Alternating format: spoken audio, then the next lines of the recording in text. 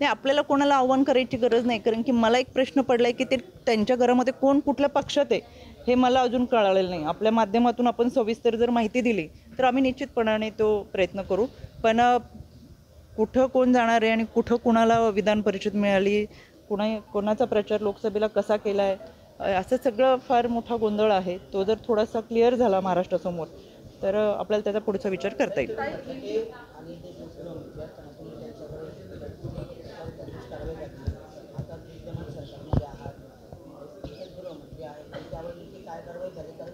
स्वतः मला देवेंद्रजींनी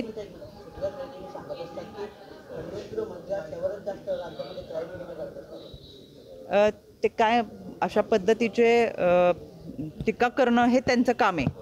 पण याच्यामध्ये स्वतः आम्ही फार मोठ्या प्रमाणातल्या मोहीम राबवलेत. मी जी आता तुम्हाला मोहीम सांगितली की 72 आम्ही केसेस म्हणजे ज्या मुली आणि युवती असतील आखाती देशामधून भारतात परत घेऊन येणे सोपं नव्हतं. महाराष्ट्रात पहिल्यांदा असं होतं जे आमच्या कार्यकाळात आम्ही केले. मी स्वतः आयोगाचे अध्यक्ष म्हणून ही कारवाई केली. याच्यासाठी आम्हाला गृहमंत्र्यांनी देवेंद्रजींनी चांगल्या पद्धतीचं सहकार्य केलेलं आहे. त्याच्यामुळे ज्या ज्या तक्रारी आम्ही किंवा ज्या अडचणी येतात ते देवेंद्रजी गृहमंत्री आहेत म्हणून त्यांच्याकडे मांडताना ते चांगल्या पद्धतीचं सहकार्य यामध्ये त्यांनी आम्हाला केलेलं आहे. त्याच्या प्रत्येक कार्यकर्ता काम करत असताना तो त्याच्या नेत्याचा एक आदर्श घेऊन राजकारणात आलेला असतो. तो सामाजिक कार्य करतो, राजकीय काम करत असतो आणि प्रत्येक कार्यकर्त्याला वाटतं की त्याचा नेता मोठा व्हावा.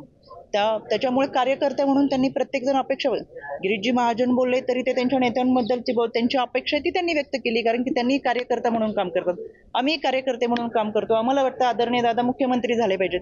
याच्यामध्ये गैर असं काहीच नाहीये. अपेक्षा असणं किंवा त्या पद्धतीने काम करणं, ती अपेक्षा व्यक्त होणं हा लोकशाहीने दिलेला अधिकार आहे. त्याच्यामुळे त्या पद्धतीने कार्यकर्ते व्यक्त होत असतात. आम्हालाही वाटतं आदरणीय दादा हे राज्याचे मुख्यमंत्री झाले पाहिजेत आणि ती एका कार्यकर्त्याची प्रामाणिक भावना आहे. देवेंद्र फडणवीस म्हटले होते की एकनाथ खडसे दिवाळीनंतर